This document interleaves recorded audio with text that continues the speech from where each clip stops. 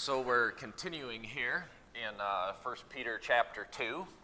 And, as we're looking at this, I kind of labeled this as life is not fair.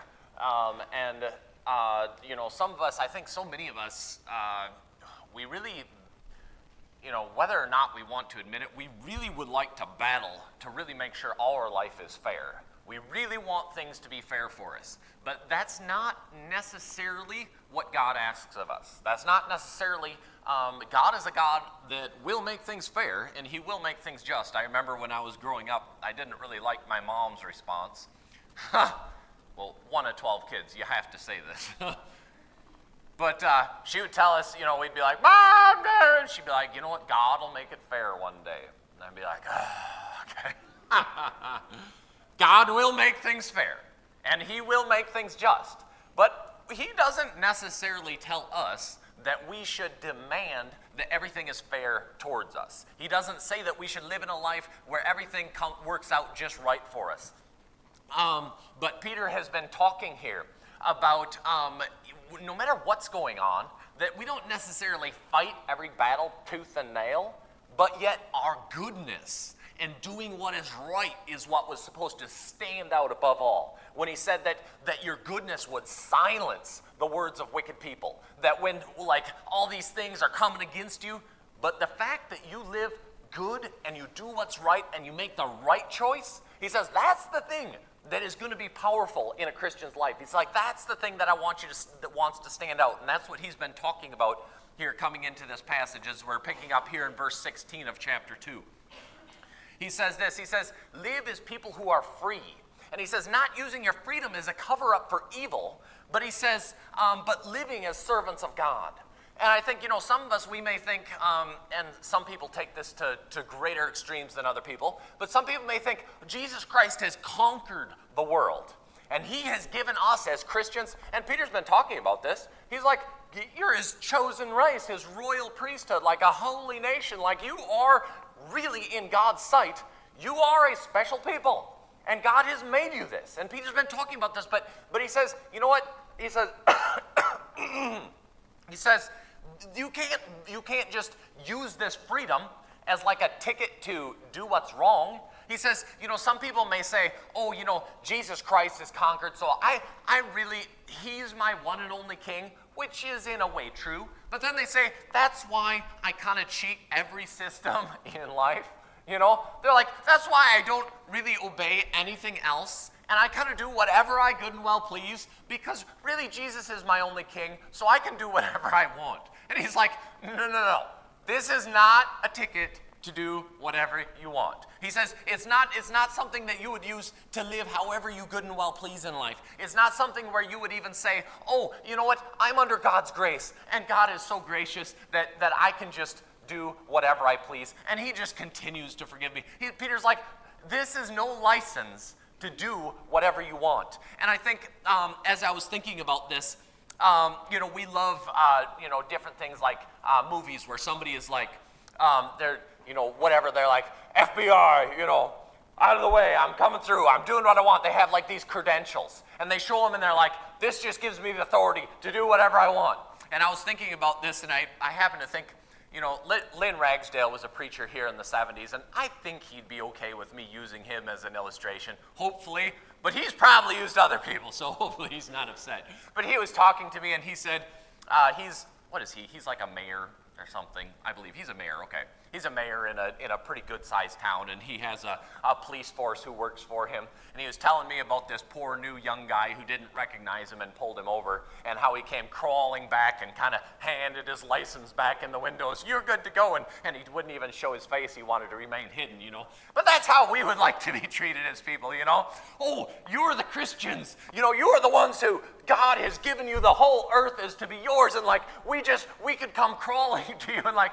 But that's not exactly how we are to live. In fact, Jesus says in Matthew, in 10:16, he says this. He says, behold, I am sending you out as sheep before the wolves. And he says, so be wise as serpents and be innocent as doves, to be gentle as doves. And I've heard someone also say, when he says that, they say, I wish he would have said, I'm sending you out as gladiators among the sheep.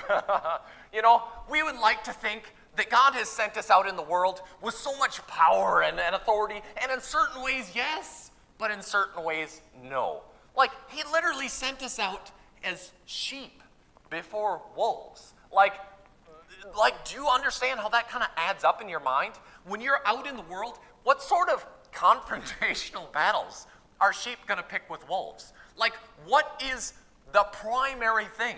And this really kind of, I think, fits with what Peter's been talking about. That when all these wicked people rise up against you, let it be your goodness that speaks. Let it be your obedience that stands out. Not necessarily the fight that a sheep put up against a wolf. Let it be your goodness and what is good in you that stands out, that makes the difference, that makes the change. And then Jesus went on to say in verse 17 in the next statement, he says, beware of men, for they will deliver you over to the courts. And he says they will flog you in your synagogues or in the synagogues. So he says, listen, he says, people are going to be evil in the world. And he's like, it's on the outside and on the inside. Literally in their current church system, in their synagogues, he's like, some of them are going to flog you in church. How would you like that? How would you like to come into church and get a good flogging when you've done nothing wrong? Like, that's not a good scenario that they're in. And then they're out in the world, and he's like, they're going to drag you in front of the courts. They're going to put you in jail. Like, really, you're going to get kicked around as a good person, and you're going to get stepped on as a good person. You're going to live for God, but it's not necessarily going to be so smooth and easy on your life. It's not necessarily going to be so wonderful in your life. He says, you know, he's sending you out as sheep before wolves. And so as we think of this, you know, I just think the fact is that kind people will get stepped on, and they will get mistreated. And it's a certain thing that I do want to point out as I'm going into this, that as I talk about enduring today, people can always take an extreme, right? And I think there's many people who just threw out kind of this next. Peter's going to say some pretty strong things about enduring being persecuted. And people many times they'll jump to a major extreme. And they're like, oh, so you're saying that you should just let some poor little kid just get beaten to death in their house. And I'm like, oh, like, easy.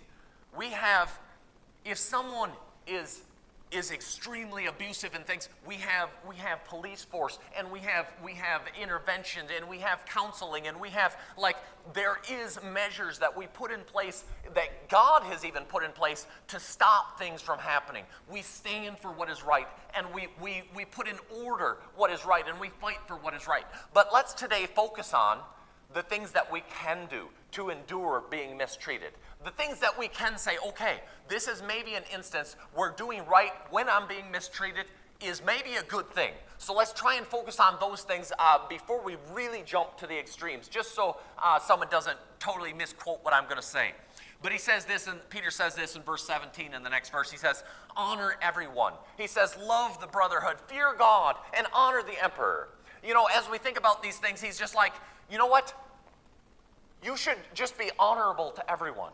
You should just be like, treat them as if they were good and worthy people. You know, the emperor may not be good and worthy. He may not be the greatest person. The people around you may not be the greatest person. But he says, in everything, have a certain honor to the people around you, whatever it may be and whatever they may be.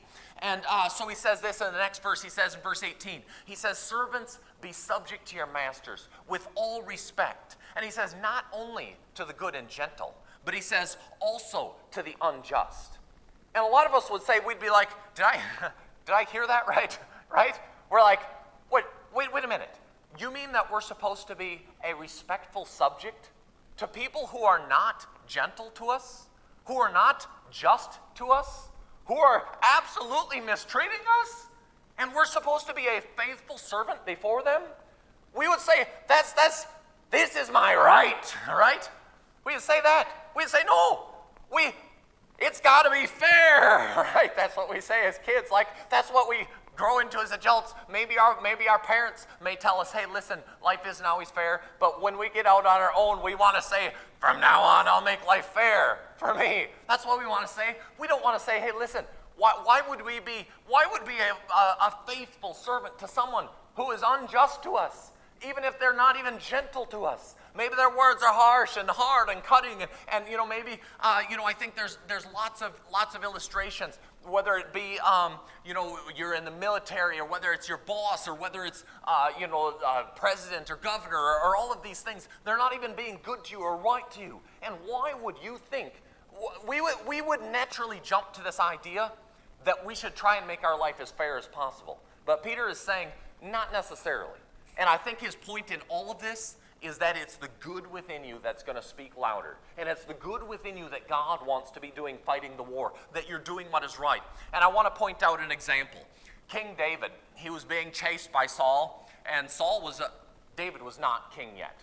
But David was running from Saul, and Saul's just trying to kill him. Is Saul a good king?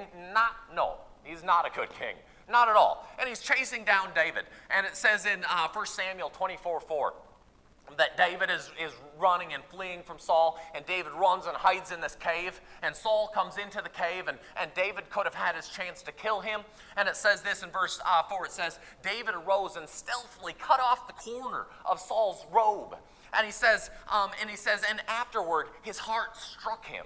He's like, this horrible guilty feeling comes over David. He's like, what have I done? He says his heart just strikes him. Here's somebody who's chasing him like an evil, wicked, awful person. Like if the governor or someone was chasing you, or the president or emperor or king or whatever, they're chasing you and they want to kill you, you would naturally think, yeah, I could do what I want to them. But listen to what David says. He says his heart struck him because he had cut off the corner of Saul's robe. And he said to his men, Lord, forbid that I have done this. He said that I should reach out my hand against my master, because the Lord has appointed him. And he says that I should put my hand against him, seeing that he is the Lord's anointed. He says, how did I do this? He says, what was I thinking? He says, I did something wrong because I felt someone was doing something wrong to me. And he says, and we would think to ourselves, that wasn't so bad, right? We think he was way out of line. He needed to be taught a lesson, right? This is the simplest thing. You cut off part of his robe. He was trying to hurt you. But David is like, my heart struck me. I'm just weighted down with guilt because God had appointed him to be the ruler.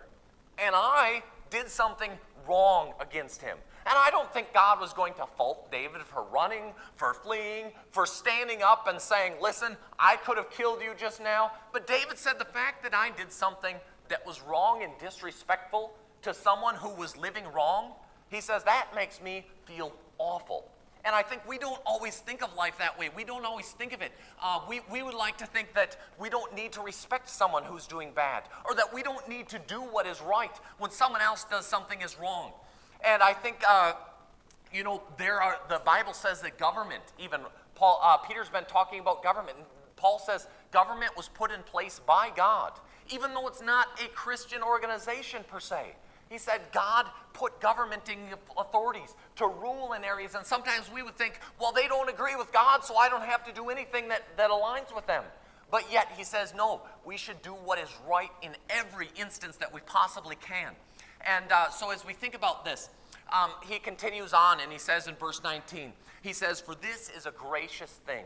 When mindful of God, one endures sorrows while suffering unjustly. So God looks at people, and he sees when maybe they've been mistreated. And maybe someone has done something against you that you're like, that was not right that they did that against me. And you knew it wasn't. But instead of doing a wrong for a wrong, if you do what is good, if from all the goodness in you, you may even say, that's not something we should do. You may react with what is right. You may speak what is right. But in what you do, you take the most gracious road. You say, hey, let's try to do what's right here. Let's try to do what's good here. And when you suffer underneath kind of the perpetual, maybe your boss doesn't think you're the greatest. He doesn't love, maybe he's related to everybody but you, right? And maybe it's just always unfair to you. But you're suffering injustice perpetually, and you're just trying to do what is right, although people are not doing what is right to you. He says, God looks at you, and he says, listen, you are so faithful and good in this, that you're doing exactly what I have asked you to do in this, that your good may stand out in the situations that you're going through. And, I had illustration. My wife isn't here. Oh, perfect. Not really. It's not bad. But I had an instance of this last night. Me and my wife were talking, and it's like 11 o'clock at night. And I thought, like, this conversation had wound down in the ground. She's like, yeah, and I was like, I think she's done talking. So I get up, and I was like, I've got to go to bed. I got to preach in the morning. I got to go, And I'm walking out. She's like, you're leaving right in the middle of my, like, I wasn't done talking. Like, that's rude. You're leaving the middle of my conversation. And instead of being like, oh, I'm sorry, what were you saying? No. I'm like, I'm pretty sure you are done saying. It didn't go very well. It didn't. And I could have chosen better. It wouldn't have been difficult. I could have said, oops, sorry, right? I could have chosen. But in situations, you don't have to defend yourself all the time, right? You don't have to say, hey, listen, let's make sure everything is perfectly fair, and let's make sure we acknowledge that you were in the wrong as well. Like, no. You just do what is good in the situation. You don't have to try and make it fair. You don't have to try and make it right. You say what is good in the situation, and that's what you do. You do what is good. And he says that God sees this as a gracious thing, as mindful of him, what is enduring wrong while they're suffering. And you need to see the good in a situation. You need to see, hey, you know what, people, you may say, oh, well, they should just get a different job or a different situation. But there are people who get stuck in environments where they need to provide for their family. They need to suffer through. They need to do what they see is going to be good and right. They may be suffering through because other people are going to be hurt if they drop the ball. They're going to be like, okay, I will just do good and I will suffer injustice. And I see that there is good in the fact that I press through suffering injustice, and God is like, good for you. You suffer injustice for good, for God, mindful of me. You don't have to say, it's got to be fair for me all the time. He says, this is gracious in my sight. When someone suffers injustice, what is wrong, and they endure. And he says it's just something that is very good. And, I think, it's just like God says, this is like me. Jesus Christ suffered injustice. He suffered and he didn't revile back. He didn't fight back. He put his life in what would be best for other people. And God says, I can appreciate that in you. And I think, maybe one of, sadly enough, he says, I think that probably one of the biggest areas this sort of things happen is probably in a marriage. People get married when they're young and dumb. Usually, all of us. And hopefully we marry somebody good in our young and dumb years. Hopefully. But I can tell you that there is no perfect person out here. I don't care who you married, they're probably not perfect. Some people may be awfully good, but they're not perfect. And you will suffer injustice. If you don't, you did really well. You did really well, right? But you will suffer to a certain extent. And you will, to a certain extent, get stepped on. And there are people who, for the good of what is right, suffer injustice on and on and on. And again, let's not take this to extremes right away. Let's just take this to people who want what is good and right to happen, okay? When you endure mistreatment, injustice, and harshness that you did not deserve, God says, that is so good in my sight. And he says in verse 20, he says, for what credit is it for you if when you sin and you are beaten for it, you endure? Some people may say, oh, my life has been really hard. Man, I've been in prison, and nothing's come easy for me.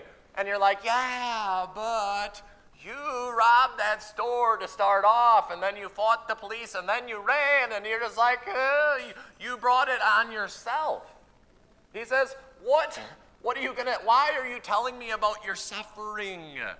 But he says this, he says, but when you do good and you suffer for it. He says this is a gracious thing in the sight of God. There are some people who did what was right and still suffered for it. And God says, listen, every time you run into someone who treats you unjustly, you have a choice. You can either, by your good, give an example.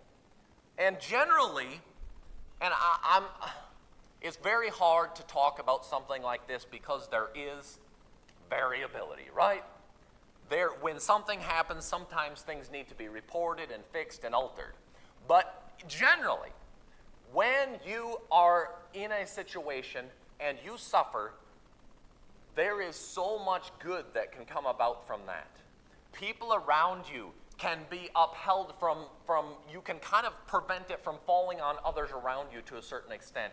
And you can kind of stand strong, and you can endure, and generally there's great good in it. It may be for your children, or it may be for other people around you, but generally this enduring suffering has much good for everybody but you.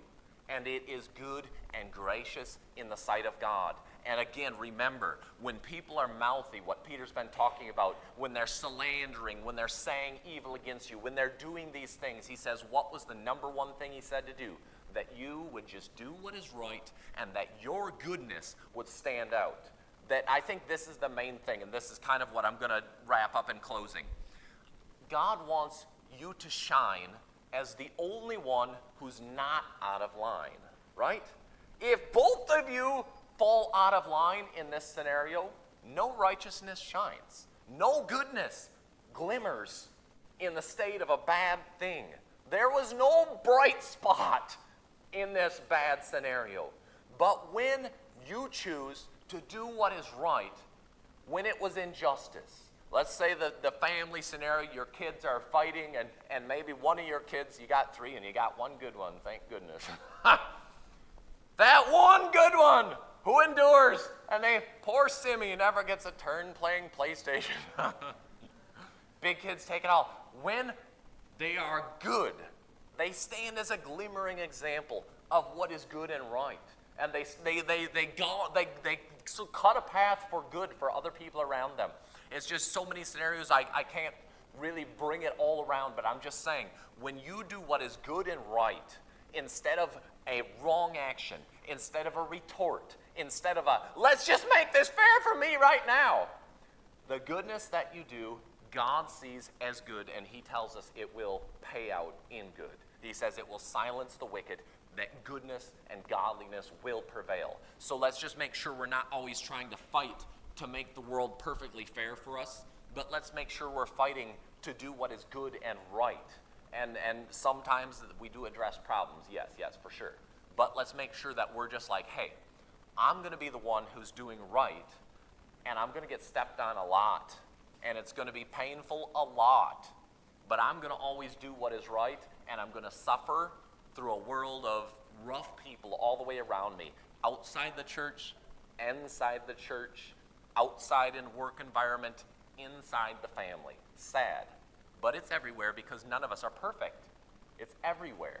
But be the one who is good in the suffering so that you can be something that is a force for good that God can use, that this is his plan, that we would do this, and that we would be this, and that we would just choose to do what is right in every scenario. All right, so let's go ahead and close in a word of prayer this morning. Our God and Father, I just thank you that you are good.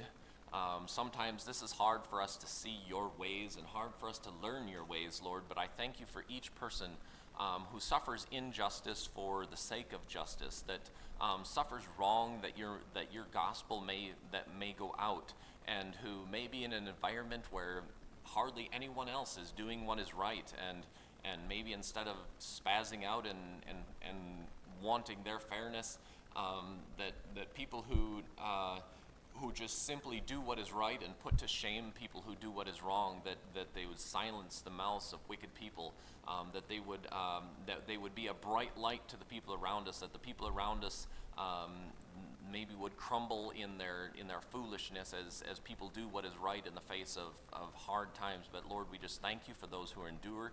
We thank you for those who suffer, and we just pray that you would ease their suffering as soon as possible. But we do see that there are difficult environments that we do go through, and I just pray that you just help us to be godly through them. And I just pray this in your Son's name. Amen.